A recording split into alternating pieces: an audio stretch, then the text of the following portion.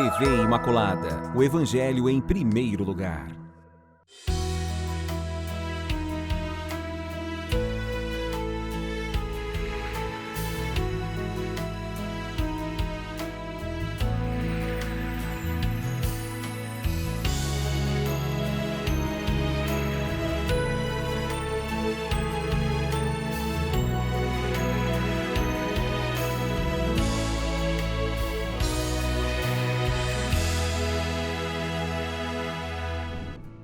Olá, nós, queridos amigos, aqui mais uma vez com vocês, iniciando nosso programa Página da Bíblia, um programa que ultimamente a gente tem falado muito de sacrifícios, de oferendas, expiações, de pecados, purificação. E hoje então está para lá de especial. Quero contar aqui com a presença primeiramente de vocês, agradecer vocês estarem conosco e com os nossos mestres que estarão nos conduzindo nesse entendimento do programa, que é o Padre Carlos, a quem agradeço. Professora Maíla, quem também agradeço. Eu também fico feliz de estar aqui. Do sorvetão. Olá, gente. Hoje nós mudamos os microfones para poder a gente ficar assim de forma mais soberana diante de vocês, em vez de segurar um cajado, né? Nós estamos segurando o nosso microfone. Mas hoje o programa está para lá especial. Vocês estamos estudando, eu peço que vocês abram aí no livro de vocês, da Sagrada Escritura, o livro do Levítico. Vamos hoje nos deter no capítulo 10. O capítulo 10 vai trazer algo assim bem inusitado. Nós vimos no programa anterior que 2 filhos de Arão foram consagrados. 4 consagrados. Os 4 foram consagrados, né? 2 deles vai passar por um modo especial agora nesse capítulo. Vai acontecer algo que ninguém espera e é exatamente isso que a gente vai procurar entender. Por que é que aconteceu algo tão sinistro com 2 dos filhos consagrados de Arão? Quem esteve no nosso programa passado viu que essa consagração foi algo especial e agora vamos ter um resultado, então, para lá de legal. Não muito bom para nós, mas para o entendimento de toda a história. O Senhor sempre nos oferecendo oportunidades de crescimento e aprendizado. Então, iniciando o capítulo 10, eu peço que vocês acompanhem aí, nós vamos fazer a leitura apenas do 1º ao 3º versículo, que vai dizer: Os filhos de Arão, Nadab e Abiú, tomaram cada um o seu incensório. Puseram neles fogo, sobre o qual colocaram incenso, e apresentaram perante Yahvé um fogo irregular, o que não lhes havia sido determinado. Saiu então de diante de Yahvé uma chama que os devorou, e pereceram na presença de Yahvé. Disse então Moisés a Arão: Foi isso que Yahvé declarou quando disse: Aqueles que se aproximam de mim, mostro a minha santidade, e diante de todo o povo mostro a minha glória. Arão permaneceu calado. Meus mestres, eu gostaria de entender isso aqui, porque dos 4 já tornaram-se investidos, vamos dizer, eram ministros do altar, tinham direito ao culto, de participar dessas oferendas todas. O que foi que não aconteceu? Porque a gente conhece o incensório, um objeto de metal, onde se colocam as brasas, ali se coloca o incenso. A gente acompanha muito isso, o uso do incensório agora na Semana Santa, né? Geralmente nas Semanas Santas. E a gente vê que aquilo lá é algo seguro. Mas aconteceu algo inesperado. E aqui vai se pedir que a gente veja nisso uma mostra da glória de Deus. Padre, é isso que a gente deve entender ou houve alguma falta de juízo aí? Tudo o que a gente vai ver nos próximos capítulos e também nos outros 2 versículos que leremos em seguida, acho que até poderia ler, Ana, agora mesmo, o 9 e o 10, dá para a gente já entender um pouco então essa questão. Completando então para o entendimento melhor, no versículo 9 vai dizer: Quando vierdes à tenda da reunião, tu e os teus filhos contigo, não bebais vinho, nem bebida fermentada, isto para que não morrais. É uma lei perpétua para todos os vossos descendentes. E isto sempre que tiverdes de separar o sagrado e o profano, o impuro do puro, e quando ensinardes aos israelitas todos os preceitos que Yahvé estabeleceu para vós por intermédio de Moisés. Tá, agora eu já entendi. Bom, não que o texto tenha dito, né? Mas dá a impressão que os dois tinham bebido antes de Estavam oficiar. bem chumbadozinho, né? Embora o texto não diga, dá a impressão. Mas o que é mais importante aí no versículo 10, não é ensinar a si mesmos, né, os sacerdotes, mas também a todo o povo, separar o que é sagrado de profano, ou, em outras palavras, puro de impuro. Certo. Programas anterior, nós começamos, né, a ver essa questão do que é consagrar, né? É exatamente aquilo que é para o culto, para a adoração de Deus, não vai servir para outras funções, vai ser só para aquilo, porque Deus é santo, o mundo não tem a santidade de Deus, né? E assim por diante. Então, aqui os primeiros versículos que foram lidos a respeito de Nadab e Abiú e esse fogo que os devora, diz aí para nós que eles tomaram um fogo que não era o fogo consagrado, era um fogo profano, normal, né? Então, eles desobedecem o mandamento já anterior que usaram algo profano, não consagrado para o culto de Javé. Bastou isso. Não, e dizendo assim, toda essa questão que virá adiante nos próximos capítulos, dizendo o que é puro, o que é impuro, o que pode se aproximar para o culto ou não de Javé, não tem uma conotação se a pessoa sabia ou deixava de saber, se ela agiu intencionalmente ou não intencionalmente, tem a ver com o que foi dito, que é assim, assim tem que ser, né? Então a questão aqui não é se eles fizeram de propósito ou não, se eles sabiam, deveriam saber, né? Ou não, ou sabiam ou não sabiam que estavam fazendo algo errado, mas fizeram algo errado. Na nossa linguagem forense, a gente muitas vezes hoje ouve na televisão as notícias, tem aquela questão do crime doloso e o crime culposo. Para a Bíblia não tem essa diferença. Não tem intenção ou não? Se fez sabendo com intenção ou fez não sabendo e sem intenção, dá na mesma. Então, no nosso direito hoje tem essa diferenciação, porque há uma diferenciação no nosso ponto de vista moral, digamos assim, mas toda essa questão de ritual, toda essa questão de santidade, de pureza, de culto, quem é que pode participar ou não, quem é que pode se aproximar ou não, né, de Javé, ela não leva em conta a intenção, leva em conta o fato como ele é e ponto, tá?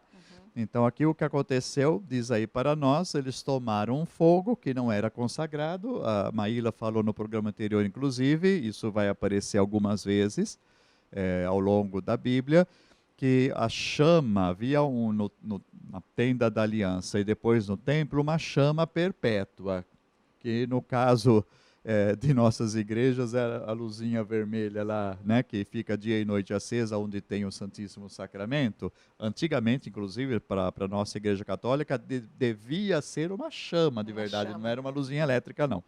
Depois se facilitou a coisa.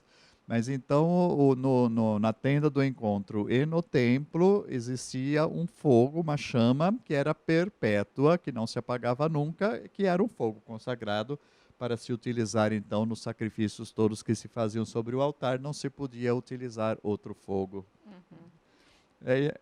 Assim, lembrando também, é interessante, na vigília pascal, a gente começa com o fogo novo, né? Fogo novo. A bênção do fogo novo, que depois é abençoado ali no momento, né? E depois vai ser utilizado para o círio pascal, para acender as outras velas daquela liturgia.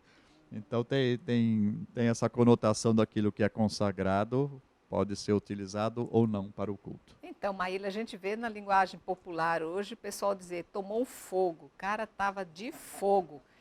De repente, essa conotação hoje que a gente usa, essa expressão que se usa com tanta força, pode ter vindo desses dois, eles estavam altamente vulneráveis, eles estavam ali pedindo realmente para serem consumidos, porque eles estavam puro álcool, né? Então, aí a gente liga os dois fatos. Aqui é uma interpretação nossa diante de um simples olhar aqui. Nós estamos afirmando que foi assim.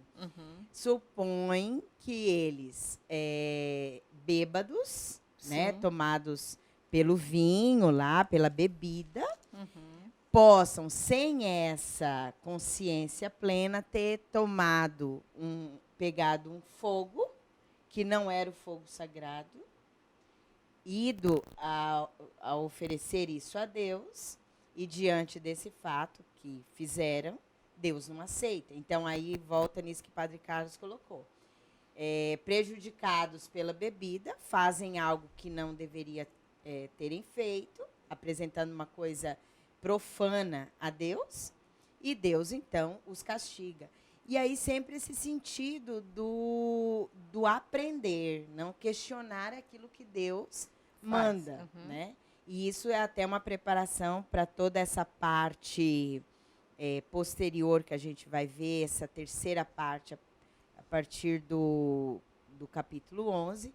Se Deus manda fazer assim, é puro, é impuro, manda se purificar, manda reservar, faça. Impõe regras, né? Impõe regras. E até aqui, a gente está vendo o povo, tanto lá no tempo da caminhada do Êxodo, e depois na volta deles do exílio da Babilônia, esse povo precisava novamente de ter clareza dessas regras todas, dessas leis todas. E tem certo ponto na vida que não adianta muito saber por que tem que ser assim, tem que cumprir. Uma criança, né, que está aprendendo, não importa, você não pode fazer isso, e pronto, acabou. Um dia ela vai entender o porquê. Então, nesse momento da vida do povo de Israel, não era muito entender por que Deus pedia e mandava que fosse assim. É para se cumprir. Depois vai ter sentido. Até com Jesus, tudo isso toma um sentido novo. A gente vem falando tudo isso aqui nos programas, né? E o interessante é que usam o fogo profano e é o fogo divino que os consome, né? É verdade. Então, Verdade. E até para ter respeito também àquilo que o Senhor fala, que respeite a palavra do Senhor, não importa isso que você disse. Não importa o seu entendimento, cumpra o que foi dito. Isso, exatamente. Porque a Deus não se questiona. Deus quer sempre o melhor. E muitas vezes ele faz isso, esse melhor, ainda que não entendamos, mas naquele momento, nesse momento de organização, de clareza do que pode ou não ser feito, diante de outros povos que faziam também rituais e tinha coisas profanas oferecidas, para Deus ele limita e ele diz o que ele quer para ele. Né? Por isso que em todos os textos, desde lá do Êxodo, aqui também no Levítico, Deus fala tudo. As vestes têm que ser assim, o templo, a arca da aliança, aquilo que vai ser usado nas purificações. Ele fala do jeito que ele quer. Obedeça. Né? Muito bem, vamos avançando. Vou ler aqui do versículo 16 ao versículo 20. Vai dizer: Moisés inquiriu diligentemente a respeito do bode oferecido em sacrifício pelo pecado, e eis que tinha sido queimado. Irritou-se contra Eleazar e Itamar, os filhos sobreviventes de Arão. Porque, disse ele, não comestes a vítima no lugar sagrado? Pois é coisa santíssima que vos foi dada para remover a culpa da comunidade, fazendo sobre ela o rito de expiação diante de Yahvé. Visto que o sangue dela não foi levado para o interior do santuário, ali devíeis comer a carne conforme ordenei. Arão disse a Moisés: Eis que eles ofereceram hoje o seu sacrifício pelo pecado e o seu holocausto diante de Yahvé.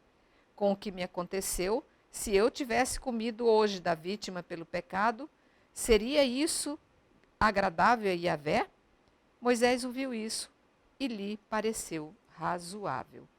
Vêm os questionamentos aqui, Padre Carlos, é exatamente isso, diante daquilo que deveria ser feito para se amenizar, se pagar a culpa do fato? É esse?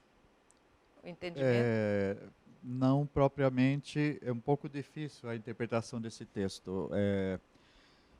Depois do que a gente viu antes, né, dos dois filhos terem incorrido em erro e eliminados, vem uma recordação do sacrifício expiatório que já havia sido oferecido anteriormente, que seria mais propriamente o sacrifício de expiação da consagração deles, mas deveria ser consumido e não foi consumido. Daí Moisés está chamando a atenção dos dois outros filhos que não haviam consumido a parte, né, que devia ser, e é o pai, Arão, que responde o porquê. Seria uma nova desobediência, né? Seria praticamente para eliminar os outros dois. Mas o que acontece aqui, Moisés vai responder com o que me aconteceu, que foi a questão dos dois primeiros filhos, que a gente acabou de dizer, da morte deles por erro. Então Moisés está justificando como em solidariedade, digamos assim, conjunta, né? Como houve um erro e houve uma profanação do modo de proceder, eles não estariam aptos a comer o sacrifício que deveriam ter comido. É mais ou menos aqui a explicação do fato aqui no caso, né? Vamos dizer assim, uma desobediência, mas que está motivado por um estado em que se encontravam naquele momento que não os permitia, então, consumir a parte da vítima que devia ter consumido. Mas, repito, o erro foi daqueles dois eliminados, mas Moisés e os outros dois irmãos se colocam como solidários no erro cometido e no castigo infligido. Maíla, eu percebo aqui um excesso de ordens, um excesso de regras, um rigorismo, algo assim que esses sacerdotes, acho que eles viviam lendo palavra por palavra para não errarem, não cometerem um erro. Trazendo para a nossa realidade hoje, parece que o sacerdócio ficou mais leve depois que Jesus instituiu a ordenação, né, que surgiu esse novo templo, essa nova reverência, um Deus parece que mais compreensivo, mais leve, menos pesado, menos exigente. Estou sentindo errado ou é isso? O jugo do Senhor é mais leve, não é? Mas nesse tempo então, não era pesado? Então, exatamente. Tudo com Jesus tem uma nova ordem. Porque agora, acho que em um programa passado, o Padre Carlos e o diácono José falaram que agora nós, e isso baseado na Escritura, estamos sob o peso da graça. Então, no peso da graça, tudo não é que se torna leve. A gente divide isso com Jesus, ele toma parte disso. O próprio peso desse sacerdócio, de fazer tudo isso, né, milimetricamente, não pode isso, Jesus tomou sobre ele. E agora deu para nós um outro sentido, ainda mais no sacerdócio hoje que temos. Né? E enquanto lá os sacerdotes agiam como sacerdotes, era eles quem faziam, e tudo o que fizesse recairia sobre eles, porque eles eram sacerdotes em si na palavra e na função. Hoje o sacerdócio, no programa passado falou isso, eles agem no Cristo. Então o sacerdócio é do Cristo. Então a culpa, o que eles têm que responder não é por eles em si. Entendi. Jesus tomou isso sobre ele. Então, torna as coisas não mais, assim, pode fazer de qualquer jeito, é diferente, mas o fardo, o jugo é mais leve, é suave hoje, porque a gente tem a graça do Cristo. Vamos ver que São Paulo ele explicita muito bem a questão de que antes era o regime da lei, como falou, e agora é o regime da graça. Então, a lei, ela... isso está na Carta aos Romanos, né? Ele discorre muito bem sobre isso. A lei que era boa, porque vem de Deus, ela acaba se tornando morte. Exatamente porque ninguém é capaz de obedecer tudo que estava colocado ali nos detalhes, etc, etc e tal, né? Então, São Paulo ele ousa falar dessa maneira, depois de Jesus, dizendo a lei que era boa é boa, torna-se um instrumento de condenação e de morte. Jesus, ele vem a abolir esse regime da lei pelo regime da graça. Primeira coisa, então, para explicitar o que Maíla acabou de dizer para nós. Eu sou jovenzinho, graças a Deus, mas os mais antigos e pela história da liturgia, até o Concílio Vaticano II, o ordo, né, o modo de celebrar a missa tinha caído de novo nesse rigorismo. O padre, ao abrir os braços, tinha os centímetros certos que ele tinha que abrir, e mais uma porção de coisas que tinha que observar nesse espírito que você coloca, que você pergunta, em que qualquer erro que o padre cometesse na celebração da missa, de acordo com as rubricas daquele momento, as instruções daquele momento, era tudo pecado mortal. Então, outra vez, a missa, em vez de ser um sacrifício de salvação, se tornava de novo um sacrifício de perdição, né? E isso foi superado novamente pela reforma litúrgica, né? O concílio, a reforma litúrgica que veio para nos colocar outra vez no regime da graça e não do rigorismo. Muitas vezes, então, como a gente colocou um pouco antes, quer dizer, com intenção ou sem intenção, você cometia um erro e era um pecado mortal, né?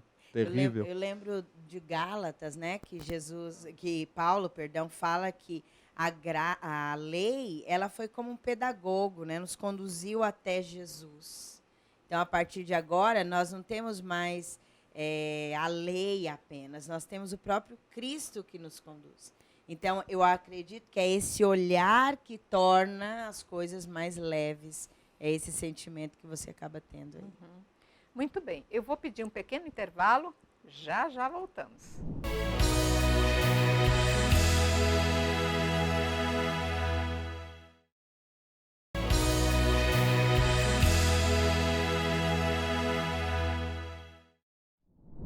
Então, voltamos. Nós vamos entrar agora no capítulo 11, que vai trazer uma série de regras referente ao entendimento do que é puro e do que é impuro. Para que a gente possa entender essas classificações, eu vou pedir que vocês abram lá o livro de Marcos. Nós vamos ler um pequeno trecho que vai ser do capítulo 7, versículo de 14 a 23, que vai tratar desse ensinamento do puro e do impuro. Então, Marcos vai nos colocar. E, chamando de novo para junto de si a multidão, disse-lhes: ouvi-me todos e entendei. Nada há no exterior do homem que, penetrando nele, e possa tornar impuro. Mas o que sai do homem, isso é o que o torna impuro. Se alguém tem ouvidos para ouvir, ouça. E quando, ao deixar a multidão, entrou em casa, seus discípulos o interrogaram sobre a parábola. E ele disse-lhes: então, nem vós tendes inteligência? Não entendeis que tudo que vem de fora, entrando no homem, não pode torná-lo impuro, porque nada disso entra no coração, mas no ventre, e sai para a fossa? Assim, ele declarava puro todos os alimentos. Ele dizia: o que sai do homem é isso que o torna impuro. Com efeito, é de dentro, do coração dos homens, que saem as intenções malignas, prostituições, roubos, assassínios, adultérios, ambições desmedidas, maldades, malícia, devassidão, inveja, difamação, arrogância e insensatez. Todas essas coisas más saem de dentro do homem e o tornam impuro. Eu acho que Jesus aqui já estava tentando mais uma vez fazer com que esse homem, tantos séculos depois, entendessem o que aqui eles já estavam meio tentando discernir, né? Então, voltamos ao capítulo 11 do livro do Levítico e nós vamos ler esse pequeno trecho do capítulo 11, versículo de 1 até o 8. Vai dizer: Yahvé falou a Moisés e a Arão e disse-lhes: falai aos israelitas e dizei-lhes: estes são os quadrúpedes que podereis comer dentre todos os animais terrestres. Todo animal que tem o casco fendido, partido em duas unhas e que ruminam, podem comê-lo. São as seguintes as espécies que não podereis comer dentre aqueles que ruminam ou que têm casco fendido: Tereis como impuro o camelo, porque, embora sendo ruminante, não tem casco fendido. Tereis como impuro o coelho, porque, embora sendo ruminante, não tem o casco fendido. Tereis como impura a lebre, porque, embora sendo ruminante, não tem o casco fendido. Tereis como impuro o porco, porque, apesar de ser de casco fendido, partido em 2 unhas, não rumina. Não comereis da carne deles, nem tocareis o seu cadáver, e vós os tereis como impuros. É o que eu falo, meu Deus, é mais fácil ser puro hoje do que antigamente. É mais fácil ser inocente hoje do que pecador antigamente. Porque meu pai, muita coisa mudou o entendimento, era um rigorismo imenso, né, Padre Carlos? Nós começamos a leitura pelo Evangelho para mostrar aquilo que comentamos no outro bloco a respeito de que o Antigo Testamento não importa a intenção, importa o ato e tudo muito rígido. Novo Testamento com Jesus, ao contrário, ele está dizendo o que importa é o interior, ou seja, as suas intenções, né? O que você faz. Então, primeira coisa é constatar mais uma vez isso. O Antigo Testamento, Antiga Aliança, Novo Testamento, Nova Aliança. Uma tem continuidade, mas também tem ruptura. Mas outra coisa que é muito importante quando a gente vai lendo o Levítico e recordar Jesus, agora percebam que Jesus foi um completo escândalo para os judeus. Por essas e outras. Por essas e outras. Né? Então veja bem, quando os fariseus, né, os sacerdotes, não aceitam Jesus e querem matá-lo e o matam, não tem um motivo para eles. Né? Não é maldade. É um esforço de fidelidade, de não aceitação de Jesus fidelidade ao rigorismo onde eles estavam acostumados a viver. Né? A lei. A lei. Né? Enquanto que não aceitam Jesus como aquele que vem fazer uma nova aliança, uma nova lei. Né? Então eles continuam fiéis, na verdade, a tudo aquilo que era o ensinamento de Moisés e que leva Jesus então à morte. Não é? Mas então a gente vai vendo, entendendo melhor, né, o que Jesus representou naquele momento e as consequências das suas palavras e ações. Né? Tem um motivo na antiga aliança e naquilo que era vivido antes dele, né? Mas que aqui o Evangelho de Marcos, depois de apresentar esse novo ensinamento de Jesus, dizendo muito claramente que não há mais alimentos impuros. A gente aqui, o capítulo 11, ao tratar de o que pode ser comido ou não, ou seja, os animais puros ou impuros, está dizendo, você pode comer esse, não pode comer aquele. Então ele está tratando de alimentação. Daí o comentário de Marcos tornou todos os alimentos puros. Já não existe mais isso para nós, né? E vem aqui então classificações de puro e impuro, portanto, entre os animais. A gente leu esse primeiro trecho do capítulo, né, em que trata-se de que animais terrestres, podemos dizer grandes, né? Grandes o suficiente, porque depois, mais à frente, lá nos versículos de 29 a 38, no final desse capítulo 11, vai tratar de animais terrestres pequenos, muitas vezes traduzidos como insetos, mas que nem sempre. A gente vê claramente que não se trata só de insetos.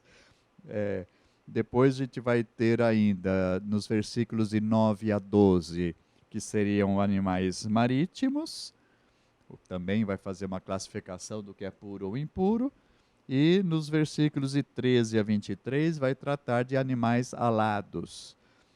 A mesma coisa, classificando o que pode ser comido ou não, puro ou impuro. Então, e também, né, entra por tabela aí, não só a questão dos animais, mas também às vezes vai tratar de vasilhas, né? Se uma vasilha entrou em contato com um desses animais impuros, ela já deve ser ou purificada quando possível ou destruída. Isso tudo a gente encontra aqui no capítulo 11, tá? Então a gente vai ver aqui essas classificações, assim como vimos anteriormente, no culto a Javé, na questão da construção da tenda, dos utensílios, dos ornamentos. Assim como na questão do sacerdócio, existe uma vestimenta própria, os ritos todos que têm que ser observados, os sacrifícios como devem ser feitos, etc. e tal, existe toda uma classificação. Agora aqui também existe uma classificação daquilo que pode ser alimento ou não para a pessoa agora. Mas a base é essa, aquilo que Javé aceita, aquilo que Javé não aceita. Então, aqui, Maíla, eu vejo assim, interessante, eu já estou olhando por outro lado. Eu vi essa questão assim um pouco comercial, um pouco interesseira, quando eles estabelecem esse é impuro e esse é puro. Já pensou se todo mundo resolvesse comer os camelos, como é que eles iam viajar? Então, eu vi assim como uma certa proteção para alguns animais, porque eles eram interessantes para a comunidade, né? E a questão também aqui avançando mais para frente, depois você vai responder tudo junto, que João Batista, lá na frente, vai se ater à lei, vai comer gafanhotos tão bonitinho, né? Deve ser bom gafanhoto frito. Agora ele cru no deserto, não sei não. Está voltando à moda. Pois é, verdade. Então, na verdade, assim, Deus estabelece aquilo que ele quer. Por exemplo, ele fala dos animais maiores terrestres.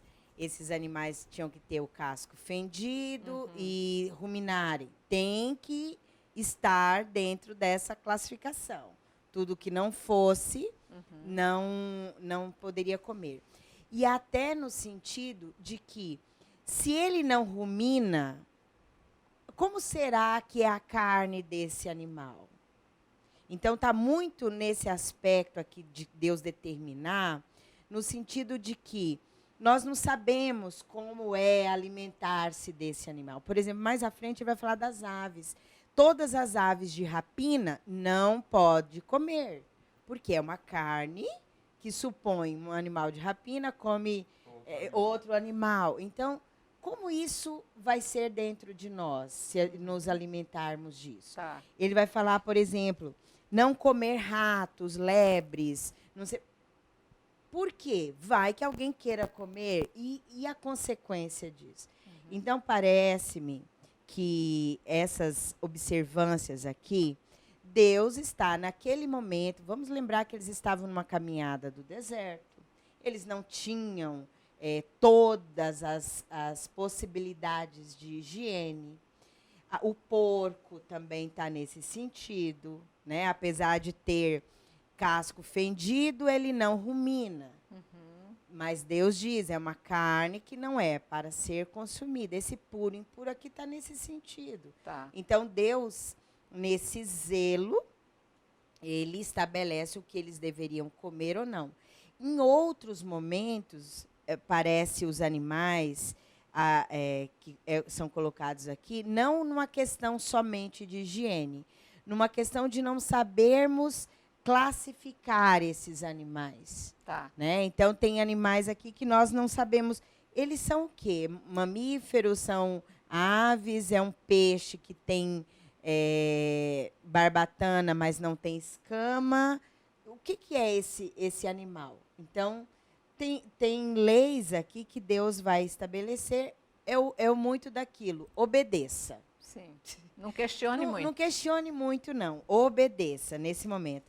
Vamos ver isso até mesmo com o profeta Daniel, quando ele, amparado por essa lei antiga do Antigo Testamento, dizia o que podia ser puro ou impuro nos alimentos. Ele, lá na prisão, oferecem a ele alimentos, ele diz, não como. Aceito comer legumes, verduras, mas não esse tipo de carne. Obediência. Tá. Teria sentido, teria motivo? Não se questiona. Deus não mandou não comer? Exatamente. Não se come. E aí aparece João Batista, né, que comia lá gafanhotos, porque é permitido. Isso. Aparece aqui como permissão. É interessante, então, isso que a Maíla coloca para a gente, não é? Às vezes vocês têm dúvida se é peixe ou se não é peixe. E você tem outra coisa interessante que na lei se determina, já comentamos um pouco anteriormente, a questão do sangue, né? O sangue é entendido como a vida. A vida pertence a Deus, não deve ser consumida. Assim como a árvore do paraíso não deveria ser consumida, a árvore do fruto da vida e do bem e do mal também. Então, todos os animais que se apresentam como carnívoros comem carne com sangue e não devem ser consumidos, né? Tem isso aí também, a gente vai vendo por trás, mas é o nosso esforço de tentar compreender isso que está aqui. A gente não pode ter certeza que essa é a motivação, porque não está escrito a motivação, como já foi colocado. Javé quis assim, assim será e ponto, né? A gente vê algumas pistas que podem explicar, né, da parte humana, mas colocado na lei é o mandamento do Senhor, né? Uhum. Mas relembramos, né? Estamos numa outra aliança, podemos comer tranquilo, tá, gente? Hoje aí pode. E o próprio Jesus fala isso, que tornou que tudo é puro, porque tudo que Deus criou é puro, né? E depois a gente tem esse reforço desse ensinamento até nos Atos dos Apóstolos, onde, por Capítulo exemplo, aparece 11, lá se não me engano. não é? Uhum. 10. 10. Atos 10, aparece Pedro. Diante daquilo, Pedro, como um bom judeu, não vou comer. Não, é para comer tudo Deus permite agora. Então, é essa nova aliança sob a luz da graça, né? Uhum. E aquilo que vem de dentro de nós é que é impuro. Maíla, então a gente vai ver realmente que Jesus, ele diz e ele cumpre, né? Vou tirar os fardos, tornarei sua vida mais leve. Era muita carga, era muito peso, era muita exigência, né?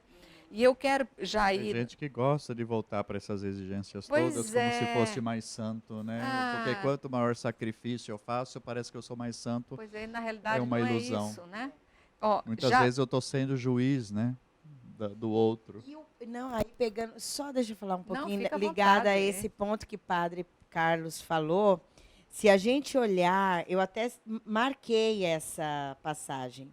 1 Coríntios, capítulo 10, versículo 25, São Paulo fala que e Romanos 14, de 2 a 6, São Paulo diz assim, cuidado quando vocês cumprirem esses tipos de leis ligadas aos alimentos em relação aos irmãos mais fracos, que não podem cumprir, e você se sentir superior e pôr sobre ele uma carga que ele não possa cumprir. E se achar melhor. Né? Então, agora, o que é para comer, coma. Se não pode comer, não coma, mas não imponha isso sobre os outros. Respeite, mas não imponha, né? Aquilo que não é mais necessário impor. Então, não é a questão da alimentação que nós estamos tratando aqui nesse capítulo 11, mas presta atenção a várias espiritualidades, grupos, que acham que quanto mais rigor existir, vai ser melhor, como os fariseus faziam.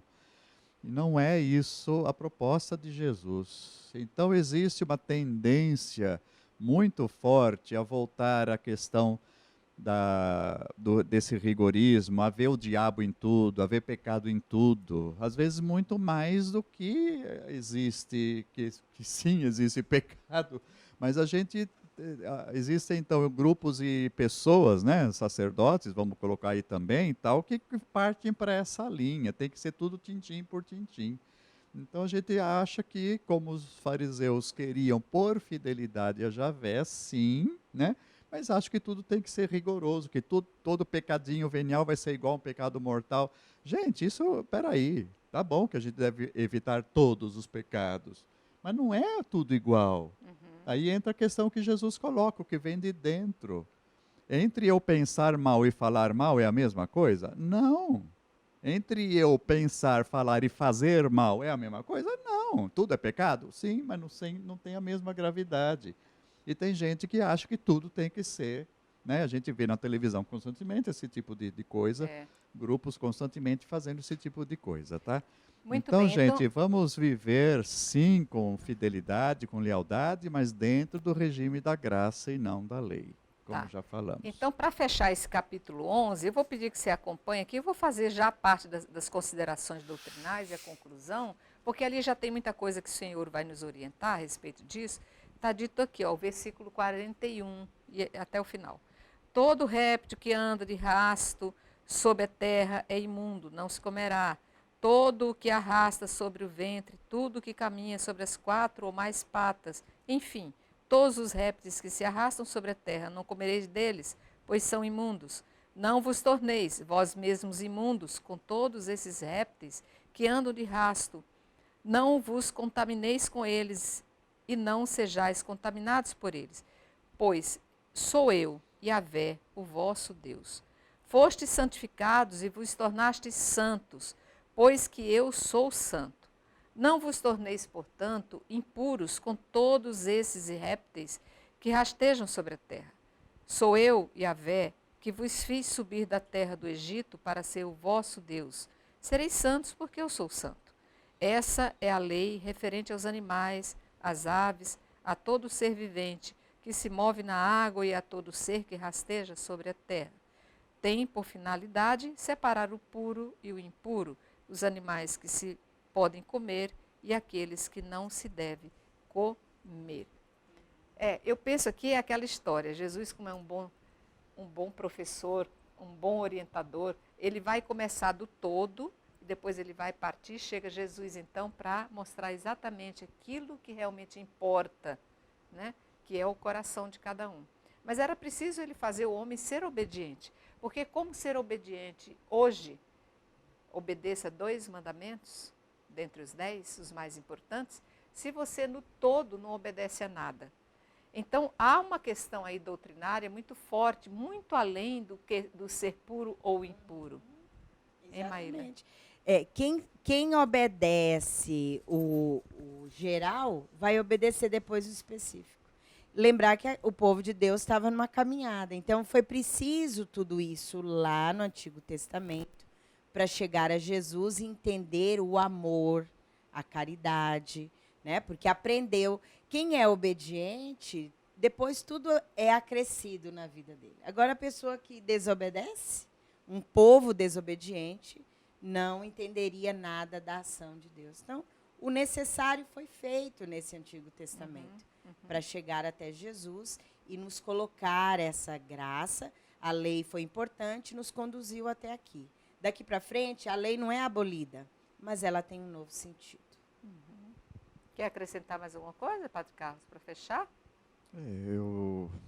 Bom, depois de tudo que a gente falou, estarmos vigilantes, né? O nosso programa ele tem um sentido exatamente de examinar as Escrituras, tentar aprofundar, né, o nosso conhecimento e a nossa compreensão. Então, evidentemente, quanto mais nós nos aprofundamos e conhecemos, mas sempre à luz, né, do Evangelho, é que nós vamos poder compreender mais o coração, a essência de Deus e a nossa vivência de fiéis e seguidores, né?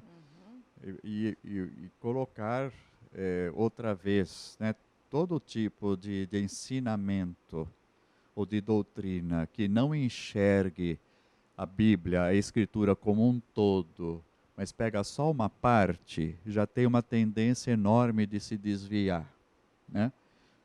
Então a gente tem que ter uma visão, o mais possível, claro, da Escritura, da Bíblia como um todo, né?